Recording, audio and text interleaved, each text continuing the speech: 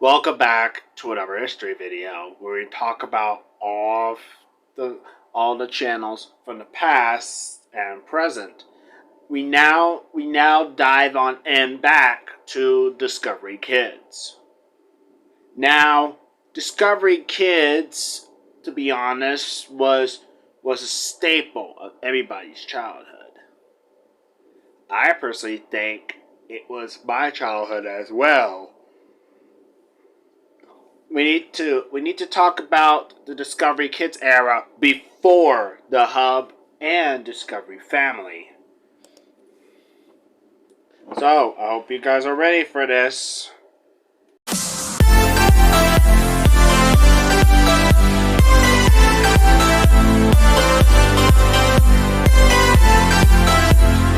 When Discovery Kids was launched on October 7th, 1996, its programming was dedicated to air content for children. The programming demographic was aimed at the 6 to 11-year-olds, similar to Noggin, but the Discovery flavored. Now, most of everybody may know that Discovery Kids was wonderful in its glory days in the 2000s all the way into the 2010s. It has lots of programming blocks of their own. Here's this notable one called Scary Saturday Night Sleepover. It was added in 2001 and was taken off shortly, formerly airing every Saturday night marathon with chomps of as Black Bats. It airs at 8 p.m. Eastern on Discovery Kids. Ready, Set, Learn, an early morning weekday morning block for younger children, airs preschool programming. It was added in 1996 and is currently seen on Discovery Kids running on weekdays from 9 a.m. Eastern to 2 p.m. Eastern. Animal Afternoons, added in 2002, a block that airs shows about animals, wildlife, and nature from 2 to 5 p.m. Eastern. That's where I gotten inspired to make my own afternoon segment for my family network. What is The Gaggle, which was added in 2002, a block that airs 3 hours of one-show weekends featuring Endurance and Flight 29 Down. In 2008, The Gaggle was shortened to 2.5 hours. Or 1 to 2 hours, probably. In 2005, Real Tunes and Real Sundays. Real Tunes, Real Sundays was an animated block that airs animated segments every day at 6 a.m. to 9 a.m. and 6 p.m. to 8 p.m. Monday to Saturday, Sunday from 7 p.m. Eastern, 9 Eastern. On Sundays, it's Real Tunes Sundays. Then there is At DK, which was added in 2006, and it was a primetime programming block for older children in the night, airing from 8 p.m. to 1 a.m., Monday to Sunday. Discovery Kids pushed themselves to the limit that time. However, it did get good ratings. So, the channel was launched in 1996 as part of a suite of 4 digital cable channels. They included Discovery Travel, Living, Discovery Civilization, and the Science Channel. The network primarily aired adventure, nature, and science-themed programs aimed towards children's audience ages 6 through 11. From 1996 until 2000, Discovery Kids was carried by only a few cable television providers. By 2001, the channel was carried in at least 15 million homes. The network expanded into Canada with the help of Chorus Entertainment. In addition, in December 2001, Discovery Kids announced a partnership with NBC to create a Saturday morning segment called Discovery Kids on NBC, which would begin airing in September 2002. The block, which replaced a teen-oriented block featuring of sitcoms featuring programming that met the U.S. Federal Communications Commission's (FCC's) educational programming guidelines, aka the Children's Television Act, including new original series that were added, such as the reality television series Endurance, existing Discovery Kids programming, alongside with children's spin-offs of programs from sister networks such as Animal Planet and Discovery Channel. With the launch of the new block, Discovery Kids also branched out into their own animated original programming. Premieres of Kenny the Shark and Tuttenstein. However, Discovery Kids on NBC didn't last long, because in March of 2006, Discovery declined to renew its contract with NBC, killing off Discovery Kids on NBC a few months early, before September. Discovery decided to focus more on the Discovery Kids channel rather than the block. NBC replaced Discovery Kids on NBC with Cubo, starting on September 9th, 2006. Later on, in the 2000s, since the launch of the NBC block, Discovery Kids has grown its cable carriage to over 43 million homes. That time, Discovery Kids have been competing against powerhouses Nickelodeon, Disney Channel, and Cartoon Network. Yeah, just in time, because Discovery Kids had live action, animation, and preschool content. I think I'm aware that Cartoon Network is not only competing against Nick Jr., Playhouse, Disney, etc. They were competing against Ready Set Learn as well. So we forgot another preschool block that we forgot to cover. So that's another thing. So yeah, that's another preschool block that Cartoon Network was trying to compete after, but it just didn't go well. Now, honestly, for Ready Set Learn, really performed well in the ratings. However, it did leave TLC for some odd reason, while Ready Set Learn on Discovery Kids continued to go on until 2010. Discovery Kids acquired some animation rights to Grossology, and also had the rights to Time Warp Trio, which aired part of Real Toons as well. During 2006, Discovery Kids introduced us at DK, which was the late night programming block for older children in the night. Programming from at DK that featured on there were Endurance, Flight 29 Down, Strange Days at Blake Cozy High, and a few others, the latter of which were introduced that time in the 2000s. Discovery Kids even had a nice fall lineup. They even had their own preschool original programming. They got some in-house productions, co-partnership with other companies like Peep in the Big White World, created with WGBH Boston and 9 Story Entertainment.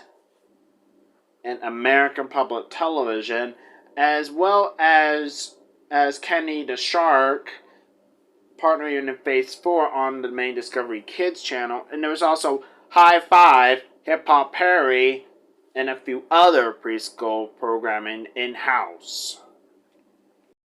Discovery Kids have been going on ever since then. By later on, in the late 2000s, Discovery Kids is starting to rely on Kenny the Shark very well because it received good ratings and a few other programming to accomplish with. Now, question is Discovery Kids going to go up still? Well, soon and later on. Yet, later on, it will. However, only until 2010. Soon by later in 2009, we see the end of the Discovery Kids channel. As in, the toy company Hasbro on April 30th, 2009 announced that it would be forming a joint partnership with Discovery to relaunch Discovery Kids as a new family-oriented television channel, paying $300 million for 50% ownership of the network. Under the arrangement, Discovery would be in charge of handling advertising sales and distribution for the new service, while Hasbro would be involved in acquiring and producing programming, while educational series, including those carried over from Discovery Kids, were slated to be maintained on the schedule. Plans called for new originals based on different Hasbro IP franchises, and also for live-action board games based off of different Hasbro board games. Discovery was looking for a business partner to draw the improved types of advertisers on the channel. So in July 2009, the joint venture appointed veteran television executive Margaret Loesch as its chief executive officer. Prior to this, Loesch served as CEO of Marvel Productions from 1984 to 1990, and then from 1990 until 1997 or 1998, as Fox Kids, and then now assisting in production of several Hasbro-based cartoons such as G.I. Joe, My Little Pony and Friends, and Transformers. In January 2010, Discovery and Hasbro both announced that the channel Discovery Kids will become the hub. It will be launching on October 10th, 2010, or 10-10-10. The network's original imaging was developed by Troca Design Group and built around an emblem nicknamed the Hubble. So, on October 10th, 2010, everything changed. Now, Discovery Kids is no longer a channel where we're dedicated to broadcasting children's programming of science and nature. It was a channel for families, similar to other networks like Freeform or ABC Family, but with Hasbro and Discovery in it, including the additions of My Little Pony, Friendship is Magic, G.I. Joe, Real American Hero, and the Transformers. Discovery Kids' former audience watched older Discovery Kids programming on the Hub. They would rarely be aired on the Hub eventually, but then they will be taken off the lineup later on after just 3 or 2 or 1 year after launching of the Hub. Scout Safari remained on the Hub until June 25th, 2011, and reruns never aired and we don't know if it's going to be on Discovery Plus, probably. Strange Days at Blake Cozy High remained on the hub until June 25th, 2011. Flight 29 Down remained on the hub until December 24th, 2011. Dinosapian remained until March 24th, 2012. The Hunt. What else? What else? Maybe that's about it. Oh, wait. Truth or Scare remained on the hub till October 29th, 2012. Kenny the Shark remained on the hub till 2012 or 2013, and then he returned for reruns on Discovery on the new coordinated Discovery Network, which would be later be on autopilot later on. Tuttenstein remained till December 30th, 2012. Time Warp Trio remained till 2012. Growing Up Creepy remained till 2011. And The Future is Wild finally aired for the last time on June 24th, 2012. Now, much of the preschool programming only lasted until October 9th or June 2008 or any other type or in types of them of the dates before the hub premiered that time. So yeah, probably that. So that's it. All the Discovery Kids programming were all removed from the hub. So the Real Tunes programming from Discovery Kids, as well as the live-action drama series from Discovery Kids, were all removed from the hub. So this means Discovery Kids really became the hub. The rest was history later on. The hub didn't work out for various reasons because of the business issues involving Mattel and Lego, one of Hasbro's major rivals at the time. And not all people got the hub since it was on digital cable rather than basic cable. The hub being overshadowed by the rise of the streaming. What was supposed to be the rise of the streaming. Margaret Loesch left the hub network and stepped down from her positioning, and Discovery Communications Inc. acquired a controlling stake in the hub network from Hasbro, a 10% ownership, and now, what else?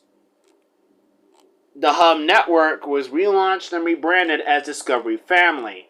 Later on, most of the programming that were carried over from the hub to Discovery Family continued to air and continued to be in production until later in 2010s, and My Little Pony, the last relevant of the hub, had ended production. The current Discovery Kids right now we have today is Discovery Family, which is on the freaking autopilot, which is now unacceptable now. Discovery Family has nothing but shows that are still in reruns and are still in production. Probably not. They got acquired programming like G.I. Joe, Real American Hero, Pac-Man, The Ghostly Adventures, Treehouse Masters, Extreme Makeover, Home Edition, syndication of Netflix, Super Monsters, and repeats of ended production series is Top Chef Chopped Jr., My Little Pony, Pound Puppies, Transformers, Lola's Pet Shop, My Little Pony Life. Well, honestly, the new incarnation of Lola's Pet Shop didn't last very long and only lasted for that one season. My Little Pony Life only lasted till one season. Those didn't go so well. I called it because they lost everything, and Discovery Family canceled everything. Game of Life, Discovery the Hub's Family Gay Night, everything. They lost everything. They lost Family Gay Night. That was in reruns, but now they stopped airing the show completely. That too. Given given that it was co-production by Hasbro. As of right now, on February 7th, 2022, Hasbro CFO Deborah Thomas stated that the company was exploring strategic alternatives for its stake in the channel, citing the growing shift towards cord cutting and streaming services. She noted that the channel had been a terrific investment that had been driving over $1 billion revenue of the company. But that there have been changes in the cable industry since. The discussion came ahead of Discovery's then upcoming merger with Warner Media. So it was announced that there's going to be a good closing killing of Discovery family. And Discovery will be planning to be merging with Warner Media, becoming Warner Brothers Discovery or Warner Media Discovery. An easy decision, and that's an easy decision since they want to grow. And for Hasbro's choice to sell its 40% interest in the Hub / Discovery family back to Discovery Inc., now Warner Media Discovery, it was an easy decision since the ratings have been dropped precipitously on cable. Discovery family became a boomerang wannabe, aka on autopilot. And that's good timing because now it's good timing because the Hasbro has nothing in common with Discovery anymore ever since the damage with the business issues now. Do not weep for Discovery Kids around the international. Discovery Kids is still fine. All except for the US, now Discovery Family, sadly. Actually, right now, all the older Hub shows are now on Tubi TV. So yeah. And also, as for that Transformers series, the sequel to Transformers Prime, called Transformers Robots in Disguise, has been scheduled to premiere on the Hub, but sadly it would be moving to Cartoon Network. Hasbro Studios president Stephen Davis felt that the Cartoon Network was a more appropriate home for the Transformers series due to its male-oriented demographics, describing the Hub's lineup to be skewed towards the girls. Seriously? Really? You cannot do this? I'm sorry, but according to Kawaii Life Antonio, Transformers Robots in Disguise has been treated badly. It was moved to Saturday mornings, sadly, and I don't understand why. Can't you just air it on Saturday nights? It could have been much better. But nope, Christina Miller had to do that. Seriously, action shows could not be on Saturday mornings. What is this, Kids WB? No way. So, that's pretty much it. The gapping of the family-oriented network went into a downgrade ever since then. So, yeah. Sounds like the downfall of Discovery Family became a huge downfall and didn't work out properly. So, this is Ties with the Rampant 2022. Over and out. Thank you very much.